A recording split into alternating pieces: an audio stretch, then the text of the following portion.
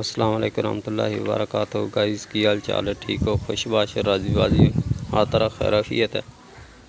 अच्छा भाई साहब आ ना राया कुट्टिया पाया, कुछ कुट्टन वाला तो कुछ जड़ना कुट्टिया पाया। आ जड़ा ना कुट्टिया फूस है ते जड़ा ना ये फलियां इन्होंने कुट के राया कढ़ लिया।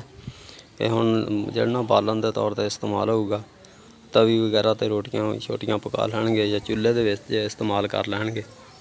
ठीक है जी। एक यह ढेर कुट्टिया है, एक जड़ा वह ढेर कुट्टिया पिया। तो आ जड़ा ना वह कुट्टण वाला पिया दीवार दे नाल, वह फट्टी पई है लकड़ की। आ जड़ा डंडा पिया वह छोटा डंडा है, वह थापा पिया कपड़े वाला। पूरा घर ही किधरे ना तो कुटदा पिया सी। और मोटरसाइकिल खड़ा है, और साइकिल खड़ा है, मिर्ज़ा गालिब की साइकिल है पुरानी। ते आ जड़ा ना राया निकलिया पिया, राया कुट्टिया जड़ा ना आ दियां फलियां। आ जड़ा राया सरसों इन्हें जड़ा ना साफ करके हुण ते कोलू ते लैके जाणगे। कोलू के उत्ते जाके जड़ा ना ये तेल कढाणगे, जड़ा सारा साल इस्तेमाल करते हैं लोग। तो जड़ा सिर ते भी लगदा ते वैसे भी लोग मालिश वगैरह करते हैं, तो खाण के तौर पर भी इस्तेमाल होंदा, सालन वगैरह के तौर पर। ठीक है ना। देसी सरसों है तो जड़ा ना वह सरसों का तेल होंदा, अचार वगैरह दे विच इस्तेमाल किया जाता है। तो पूरा साल जड़ा ना लोग देहात के लोग इनू इस्तेमाल करते। राया यह कुट्टण वाला तो भाई साहब कुट्टण लगे, बैठे सी कुट के ना थक गए सी। तो जड़ा ना बड़ा ही अच्छा बेहतरीन व्लॉग है। मैं उन्होंने आख्या यार तू जड़ा ना राया कुट ते मैं जड़ा ना तेरी वीडियो बनाना। कहना चलो ठीक है। तो वह जड़ा पानी पीने वास्ते बैठे सी भाई साहब, ये दो तरीक़ों के नाल कुट के दिखाऊगा। वैसे तो मशीन नाल भी कढ़ाया जा सकता है। ठीक है।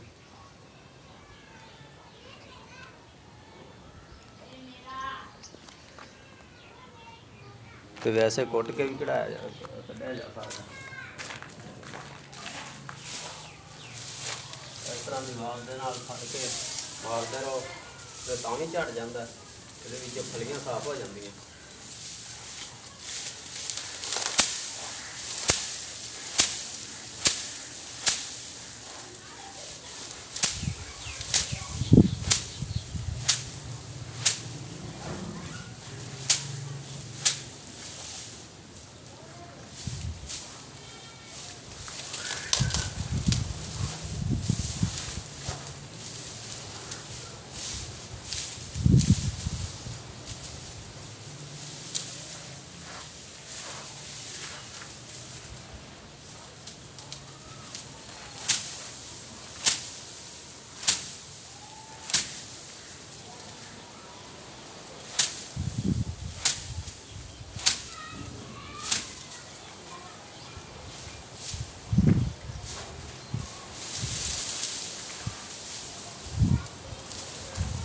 हवा भी तेज चलती पई है, अखां दे विच राया पैंदा जिहड़ा फूस।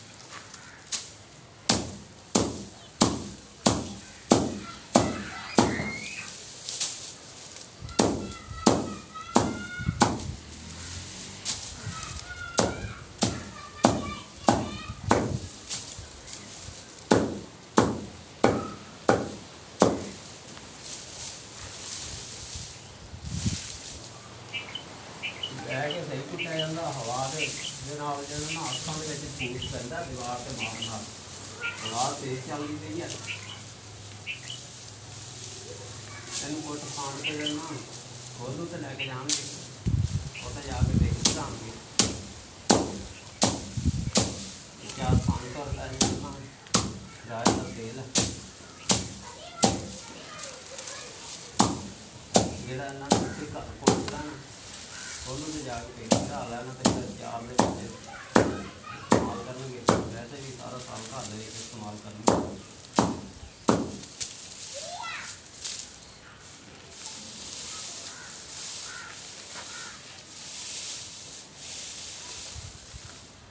ਜਿਹੜਾ ਮਿਹਨਤ ਵਾਲਾ ਤੇ ਮੁਸ਼ੱਕਤ ਵਾਲਾ ਕੰਮ ਆ,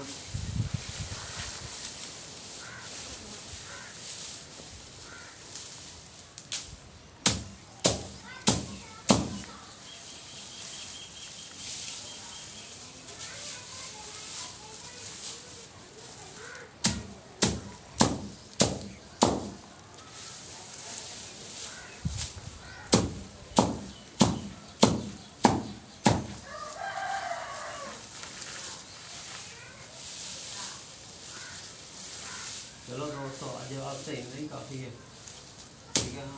नेक्स्ट वीडियो आपका इंतज़ार करना, ठीक है। सी यू अगेन, बाय, अल्लाह हाफिज़, ठीक है ना। अपना ख्याल रखना, अगले व्लॉग के नैक्सट वीडियो तक जड़ना मैनू इजाज़त दो, ठीक है जी। फिर मिलांगे, सी यू अगेन, ओके बाय, अल्लाह हाफिज़।